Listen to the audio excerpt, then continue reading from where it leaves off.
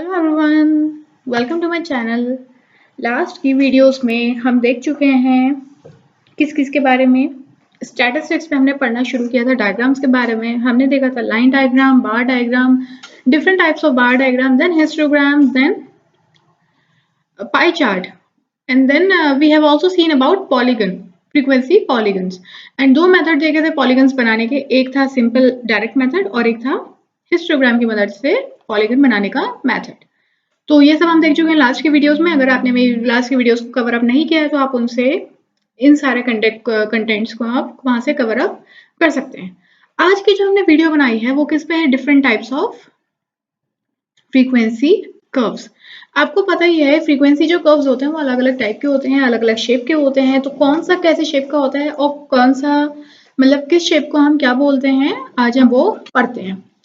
Exam में पूछा जाता है, इनसे रिलेटेड के क्वेश्चंस भी आ सकते हैं। तो हर एक चीज़ जो होती है वो इम्पोर्टेंट होती है, स्पेशली जब आप स्कूल में हो तो, या फिर आप कॉलेज में हो, एग्जाम देने जा रहे हो अपना, तो कुछ भी आ सकता है। आपको पता ही है थ्योरी में आपको वो क्वेश्चंस पूछ सकते हैं कि आपको यही बता देंगे कि क्वेश्चन दे देंगे कि फ्रीक्वेंसी कर्व्स को एक्सप्लेन करो। अब आप अगर आप कॉलेज में हो, बीबीए कर रहे हो, तो आप कितना मतलब क्या क्या लिख दोगे उसमें? ठीक है, आप छोटा सा तो आप लिख के जाओगे नहीं वहां पे, क्योंकि एटलीस्ट 5 मार्क्स का 14 मार्क्स का क्वेश्चन तो आएगा ही। तो इसलिए अब हम समझते हैं, कुछ इसके टाइप समझते हैं और देखते हैं इसके बारे में। तो पहला जो टाइप होता है वो हमारा होता है सिमेट्रिकल डिस्ट्रीब्यूशन कर्व। नाम से समझ में आ रहा है कि जो डिस्ट्रीब्यूशन है बिल्कुल सिमेट्रिकल है, यानी कि इक्वल डिस्ट्रीब्यूशन होगा। ठीक है, तो इसका जो कर्व होता है वो किस तरीके से बनता है, एक बार बना के देखते हैं और समझते हैं कि क्या है। अगर हमारे पास इस तरीके से कुछ एक्सिस है हमारे पास, ठीक, जनरली एक्स एक्सिस ही होती है, वाई ही होती है। ठीक है, तो यहाँ पे ये जा रहा है नेगेटिव, ये जा रहा है हमारा पॉजिटिव, और ये तो है ही पॉजिटिव। ठीक है, तो जो सिमेट्रिकल डिस्ट्रीब्यूशन कर्व होता है वो हम किस तरीके से बनाते हैं, इसमें हमारे जो कर्व होता है वो क्या करता है, पहले तो राइज करता है। ठीक, जैसे कि अगर हमने यहाँ से कर्व बनाना शुरू किया तो क्या करेगा, पहले तो यहाँ से राइज करेगा और फिर एक पर्टिकुलर पॉइंट पे आएगा जहां वो मैक्सिमम होगा, एंड देन वहां से डिक्रीज होना शुरू हो जाएगा। ठीक, मतलब यहाँ पे क्या हुआ, एक पॉइंट आया यहाँ पे जो हमारा था मैक्सिमम पॉइंट। ठीक है, मैक्सिमम वैल्यू थी हमारी इस कर्व की, तो मैक्सिमम पॉइंट पे इस साइड तो ये क्या हुआ, इंक्रीज हुआ। यहाँ पे क्या किया, इसने ग्रो किया, और वो जैसे यहाँ पे पहुंचा इसने क्या किया, डिक्रीज होना स्टार्ट कर दिया। इसी कर्व को हम बोलते हैं सिमेट्रिकल डिस्ट्रीब्यूशन। सिमेट्रिकल डिस्ट्रीब्यूशन क्या क्यों बोला है, क्योंकि जितना यहाँ पे उसने कवर किया है उतना ही यहाँ पे इसने कवर किया है, इसलिए ही इसको हम बोलते हैं सिमेट्रिक डिस्ट्रीब्यूशन। और इसीलिए इसका जो ये सेंटर पॉइंट होता है, यानी कि जो मैक्सिमम पॉइंट होता है, उसको हम डिनोट करते हैं मीन से। ठीक है, और इस कर्व का एक और नाम है जिसको हम बोलते हैं, इसका सिमेट्रिकल डिस्ट्रीब्यूशन तो इसको हम बोलते हैं, और इसका नाम होता है नॉर्मल प्रोबेबिलिटी कर्व। अगर आपसे कभी कोई पूछ ले कि नॉर्मल प्रोबेबिलिटी कर्व बनाओ, उसने सिमेट्रिकल डिस्ट्रीब्यूशन नाम नहीं दिया और आपसे बोल दिया नॉर्मल प्रोबेबिलिटी कर्व आपको बनाना है, तो आप क्या करोगे, सेम कर्व बनाओगे और सेम एक्सप्लेनेशन होगा, क्योंकि इसका दूसरा नाम जो है वो है नॉर्मल प्रोबेबिलिटी कर्व। जिसमें क्या होता है, पहले तो इंक्रीज होता है और उसके बाद एक मैक्सिमम पॉइंट पे रीच करके वो क्या होता है, डिक्रीज होना शुरू होता है, और जितना इंक्रीज हुआ होता है उतना ही वो डिक्रीज होता है। इसलिए इसको हम क्या बोलते हैं, सिमेट्रिकल डिस्ट्रीब्यूशन कर्व, यानी कि नॉर्मल प्रोबेबिलिटी कर्व। तो ये था हमारा नॉर्मल प्रोबेबिलिटी कर्व। अब दूसरा कर्व पढ़ते हैं कि क्या है, दूसरा है हमारा मॉडरेटली असिमेट्रिकल कर्व, जिसका दूसरा नाम होता है स्क्यूड फ्रीक्वेंसी कर्व। ठीक है, अब इसको हमने असिमेट्रिकल क्यों कहा है, थोड़ा थोड़ा नाम से समझ में आ ही गया है।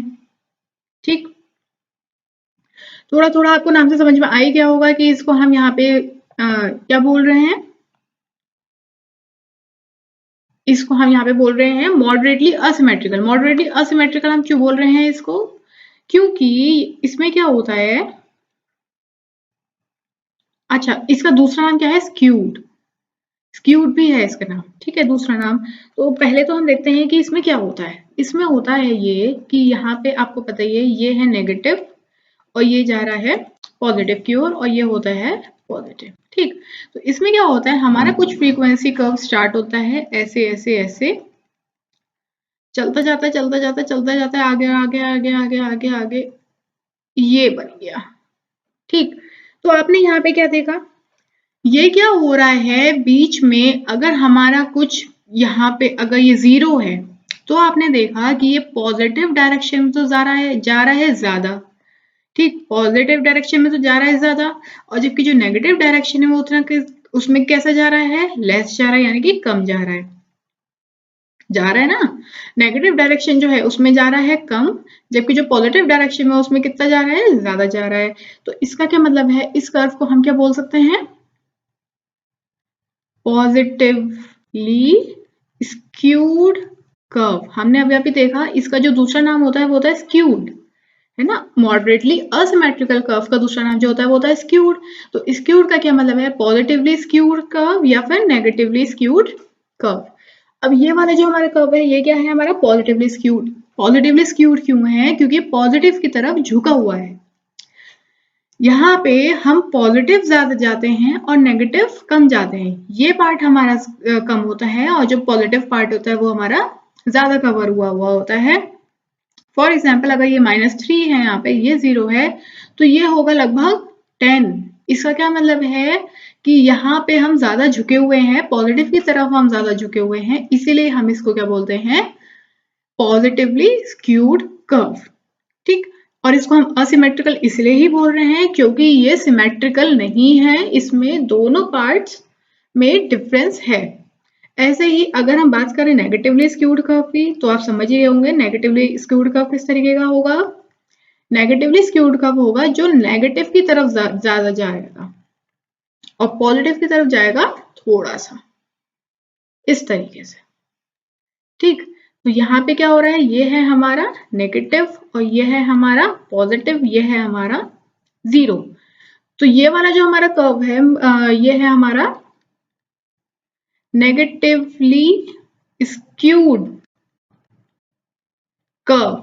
नेगेटिवली स्क्यूड क्यों, क्योंकि इसमें अगर आप देखोगे तो ये नेगेटिव की साइड जो है ज्यादा से ज्यादा झुका हुआ है, नेगेटिव की जगह स्क्यूड है, जबकि पॉजिटिव में इसका जो ये जितना पॉजिटिव में जा रहा है वो काफी कम है। इसका मतलब है अगर यहाँ पे ये 10 है, -10 है, तो यहाँ पे ये कितना होगा, +5 के आसपास होगा, कम होगा काफी, ठीक है। And again this is asymmetrical क्योंकि दोनों के दोनों में जो एरिया आपको दिख रहा है, यहाँ पे अगर आपको इतना सारा एरिया दिख रहा है तो यहाँ पे जो एरिया है वो सिर्फ और सिर्फ इतना है, इसलिए क्या हो गया, अगेन दिस इज असिमेट्रिकल, ठीक। दूसरी चीज है इसमें जो यहाँ पे जो ये पॉइंट आता है, इस पॉइंट को हम क्या बोलते हैं, मोड बोलते हैं। मतलब वो पॉइंट जहां पे जो कर्व यहाँ पे मैक्सिमम होता है उस पॉइंट को हम क्या बोलते हैं, मोड। ऐसे ही इस पॉइंट को हम यहाँ पे क्या बोलते हैं, मोड बोलते हैं, ठीक है। तो ये थे हमारे दो तरीके के कर्व्स। अभी तक हम जो पढ़ चुके हैं वो हमने क्या पढ़ा है, different type of frequency curves में पहला हमने पढ़ा है सिमेट्रिकल डिस्ट्रीब्यूशन, जिसमें हमने देखा दोनों इक्वल हैं, यानी कि अगर ये है सॉरी इस तरफ माइनस होता है,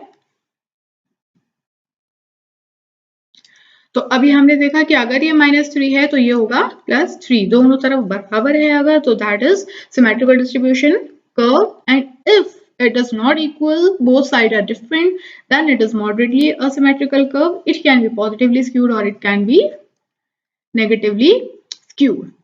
So these were two types of curves. Now the third one is extremely asymmetrical curve, J-shaped, ठीक। नाम से समझ में आ रहा है इसमें क्या हो रहा है, पूरा का पूरा जे ही बन जा रहा है, जे शेप्ड कर्व बोलते हैं इनको। तो जे शेप्ड कर्व्स भी हमारे क्या होते हैं, दो तरीके के होते हैं, ये है हमारा y, ये जा रहा है हमारा x। तो जो हमारे जे शेप कर्व्स होते हैं वो भी हमारे क्या हैं, दो तरीके के हैं। तो उसमें पहला क्या है, पहला जे शेप कर्व जो है उसको हम क्या बोल सकते हैं, जैसे मतलब कैसे बनेगा वो, ये गया ये गया ये गया, नीचे आया नीचे आया नीचे आया, और इस तरीके से, ठीक है। मतलब यहाँ पे आप देखोगे कंप्लीट डाउनफॉल हो रहा है, यहाँ पे कंप्लीट डाउनफॉल, कंप्लीट यहाँ पे डाउनफॉल हुआ, बिल्कुल ही स्टीप वाला फॉल हो गया और फिर उसके बाद ये गया कुछ इस तरीके से एंड देन इंक्रीज हो रहा है। तो इस तरीके से जो जे शेप यहाँ पे बन रहा है तो इसी को हम बोलते हैं एक्सट्रीमली असिमेट्रिकल कर्व जो होता है जे शेप। और इसी तरीके से दूसरा जे शेप क्या हो सकता है, कुछ इस तरीके से। इसका मतलब पहले इंक्रीज हुआ यहाँ से इंक्रीज गया गया गया गया गया और इतना ज्यादा इंक्रीज हो गया, ठीक है, एक्सट्रीम इंक्रीज। जब वो इतना ज्यादा इंक्रीज हो रहा है तो वो किस तरीके का शेप बन गया है, अगेन जे शेप बन गया है, मतलब थोड़ा थोड़ा थोड़ा हुआ और फिर एकदम से बहुत ज्यादा हो रहा है। तो इसीलिए इन दोनों टाइप की जो कर्व्स होते हैं उनको हम क्या बोलते हैं, एक्सट्रीमली असिमेट्रिकल कर्व जो होते हैं जे शेप के। एंड अब हम क्योंकि जे शेप भी देख चुके हैं, अब हमारा जो लास्ट बनता है वो हमारा बनता है यू कर्व। यू कर्व नाम से समझ में आ रहा है बाथ टब की तरह, ठीक है, जिसको हम बोलते हैं सॉफ्टवेयर कर्व। ये हो गया हमारा इस तरीके से, ये है हमारा, ये हो गया y, ये x, इंक्रीज हो रहा है इस तरफ। अब ये हमारा पूरा क्या बना, यहाँ से हमारा गया down down down down down down, ये है हमारा इधर गया डाउन, ठीक। और यहाँ पे क्या हुआ, लगभग लगभग हमारा इस तरफ क्या आ रहा है, सेम आ रहा है, तो हल्का सा हो रहा है। और यहाँ पे हमारा क्या डायरेक्टली अप गया, यानी कि यहाँ पे हमारा क्या आ गया, ग्रो फेज। तो यहाँ पे क्या हुआ, हमारा श्रिंकिंग फेज, श्रिंक हुआ हुआ हुआ और फिर हमारा सीधे क्या गया, ग्रोइंग फेज गया, ग्रो हो रहा है यहाँ पे, तो ग्रोइंग फेज हुआ हमारा। तो ये जो हमारा कर्व होता है उसको हम क्या बोलते हैं, यू कर्व बोलते हैं। नाम से समझ में आ रहा है कि हमारा जो कर्व होगा पूरा का पूरा यू शेप में होगा, ठीक है। और जो इसमें हमारी जो मैक्सिमम फ्रीक्वेंसी होती है वो मैक्सिमम फ्रीक्वेंसी कहाँ पे होती है, ये जो एक्सट्रीम पॉइंट्स है ना, ये जो एक्सट्रीम पॉइंट्स है यहाँ पे हमारी क्या होती है, ये जो हमारे जो एक्सट्रीम पॉइंट्स है यहाँ पे हमारी क्या होती है मैक्सिमम फ्रीक्वेंसी होती है, ठीक। और जे कर्व जो था इसमें यहाँ पे मैक्सिमम फ्रीक्वेंसी है, देख के पता लग रहा है, यहाँ पे है इसकी मैक्सिमम फ्रीक्वेंसी। और जो हमारा ये वाला जे था इसमें मैक्सिमम फ्रीक्वेंसी कहाँ पे आ रही है, यहाँ पे आ रही है, ठीक है, क्योंकि उसके बाद तो क्या हो रहा है, वो डिक्रीज ही हो रहा है। तो बाथ टब जो होता है, सॉरी जो यू कर्व होता है बाथ टब की शेप में होता है, क्योंकि इसलिए इसको हम बोलते हैं इस तरीके से। तो इस वजह से यहाँ पे जो यू कर्व है उसमें किस तरीके से आ रही है, मैक्सिमम फ्रीक्वेंसी हमें जो एक्सट्रीम पॉइंट्स है यहाँ पे हमें मिल रही होती है। तो ये था हमारे 4 टाइप के कर्व जो हमने देखे हैं, किसके अंदर, different types of frequency curves हमने देखे हैं। पहला कर्व हमने देखा सिमेट्रिकल डिस्ट्रीब्यूशन जिसमें इक्वल डिस्ट्रीब्यूशन था, then second one was this one skewed, means moderately asymmetrical curve which was positively skewed and negatively skewed. Then these were J-shaped curves, means extremely asymmetrical curves, this J and this J. And then last one was U curve. So these were 4 types of curves which are important for exam point of view also. So kindly understand them, learn them, and अगर आपको मेरी video अच्छी लगी हो तो please मेरी video के साथ बने रहिए, मेरे लेक्चर्स के साथ बने रहिए। प्लीज मेरे चैनल को लाइक करें, सब्सक्राइब करें। अगर आपको वीडियो अच्छी लगी तो प्लीज इसे लाइक करें, शेयर करें। और अगर आपको कोई भी प्रॉब्लम है या आपको कुछ और भी पढ़ना है तो आप मुझे कमेंट भी कर सकते हैं। मैं पूरी कोशिश करूंगी कि आपने जो मुझे टॉपिक बोला है उसके बारे में मैं पढ़ा सकूं। तो प्लीज सब्सक्राइब भी करें मेरे चैनल के साथ, जिससे कि आगे आने वाली वीडियोस जो है वो आपको उनका नोटिफिकेशन आपको मिलता रहे। तो आज की वीडियो में इतना ही। Thanks for watching.